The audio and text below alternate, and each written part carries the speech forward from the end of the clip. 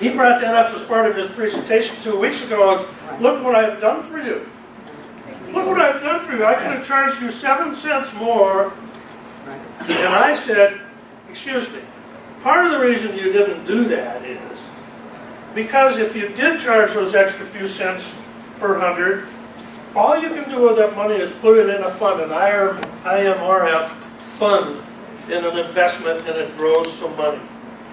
It's not a very large amount of money, and so it's foolish to keep it and take it anyway. So, kudos to Cale for giving it back, because you can't do anything with, you can't take that fund money and move it over to the Ed fund or the O&M fund or any of the transportation fund. You can't do it.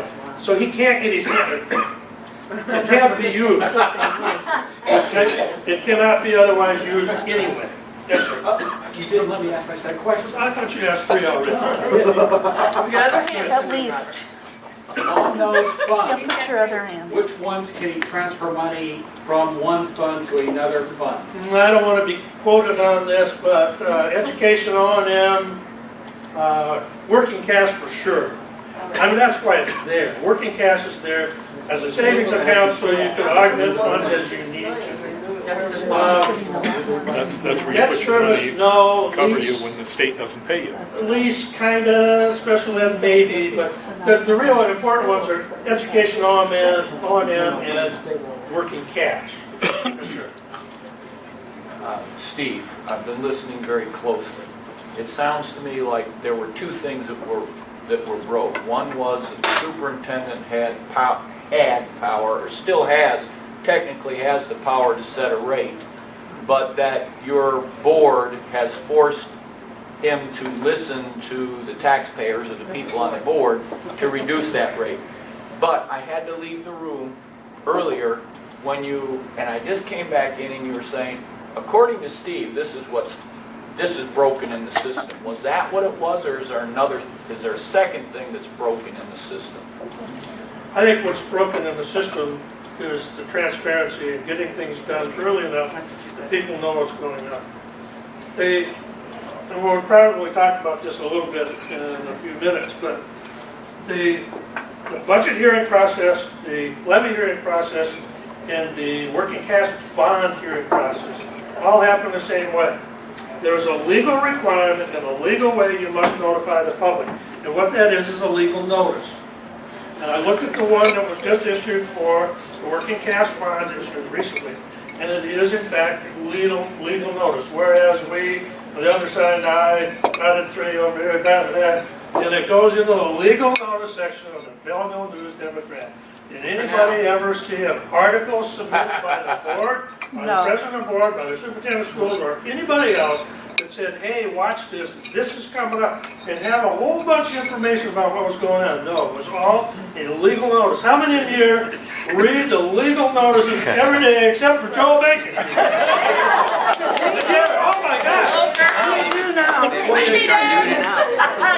You gotta apply that level of stupidity, don't you? Huh? No, I was kidding. So if I understand correctly, the 2 things that are broken complement each other. One, you have a bureaucrat making a decision that is not completely transparent until they're really forced to make it transparent.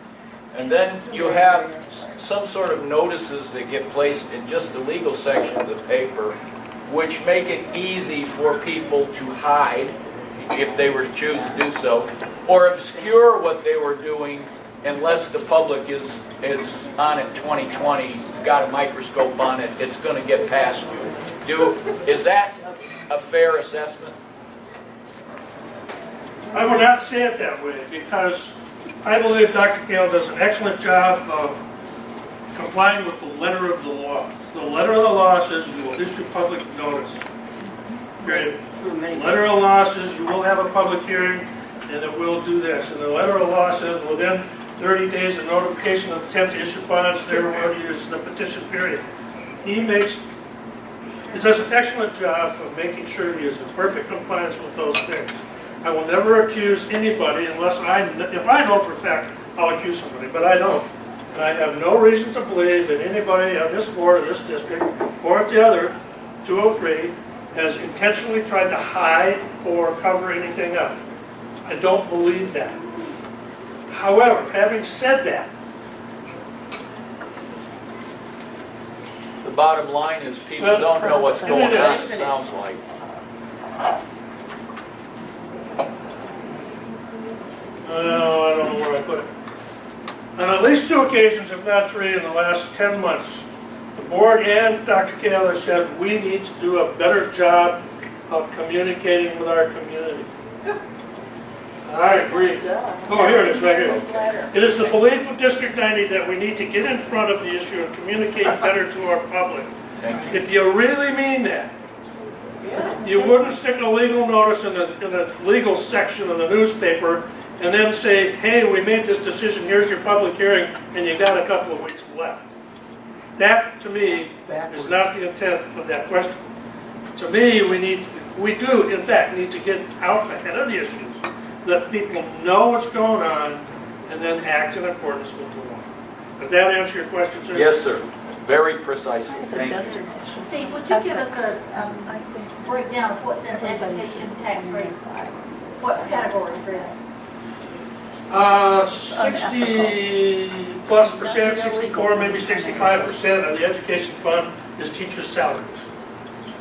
Another portion of it is benefits, whether it be health insurance or other.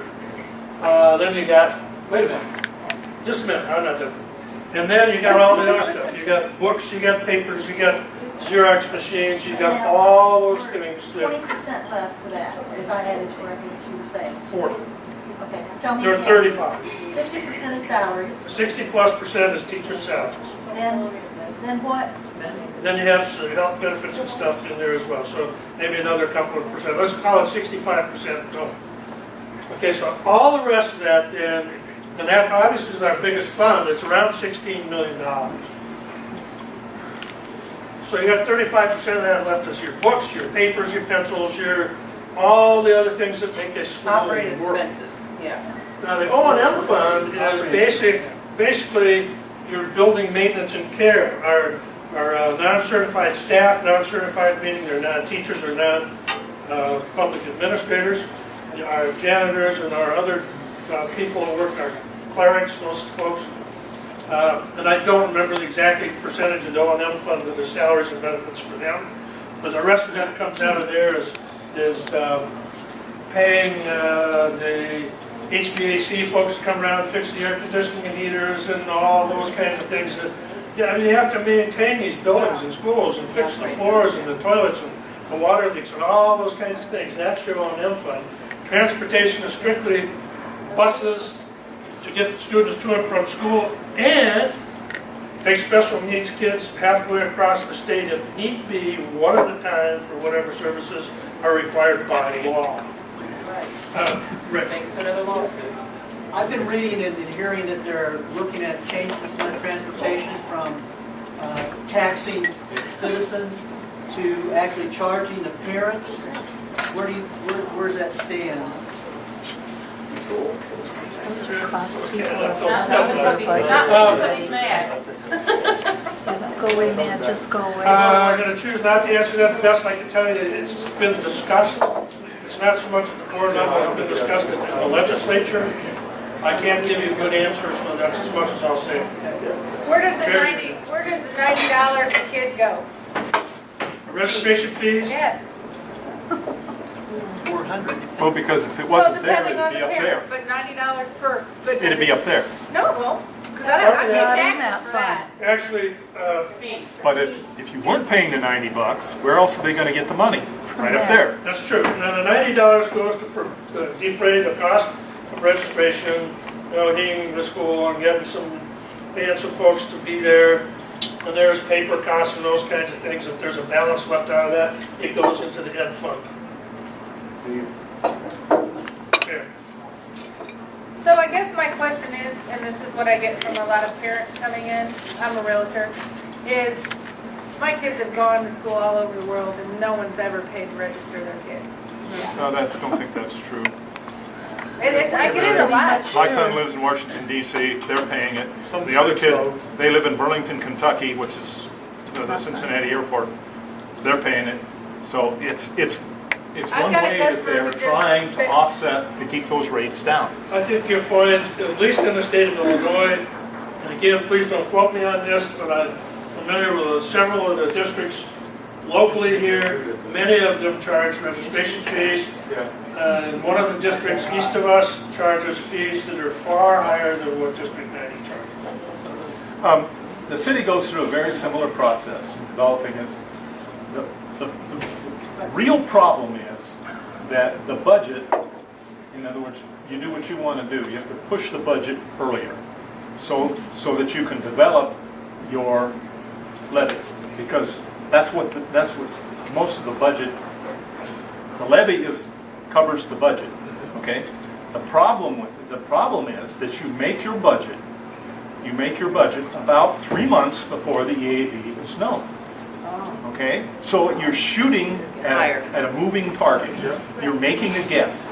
And this year, the EAV went down. Okay. What does that do?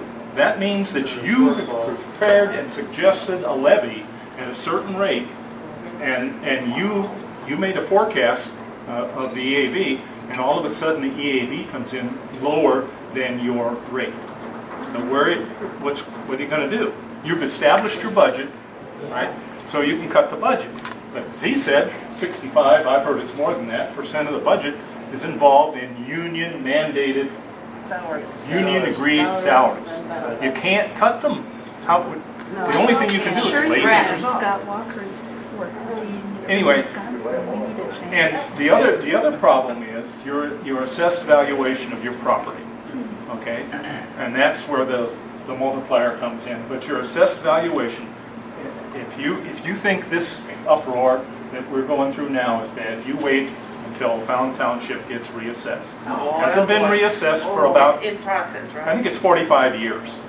Which means Well, they that put if a you're a multiplier homeowner, on it. if you're a homeowner and you've had a home for a number of years that's never been sold, you're still in it, it's probably assessed at whatever it was worth in 1960. Okay? Guess what's going to happen when they reassess it? It's going to go up. Guess what's going to happen to your property tax? It's going to go up. So, what we've tried to do in the city is make sure that all of the new property is properly on the county rolls. That has been a problem that Dean Rich could stand up there and tell you horror stories about the coordination between what we try to do and what the information that we send to the county. We ask them how they want it. We ask them in what format they want it. We ask them when they want it. We give it to them in the format that's compatible with their systems. It never shows up. So This is the assessor's office. this is a very, very complex problem. And people have said there are simple answers to complex problems, and they're always wrong.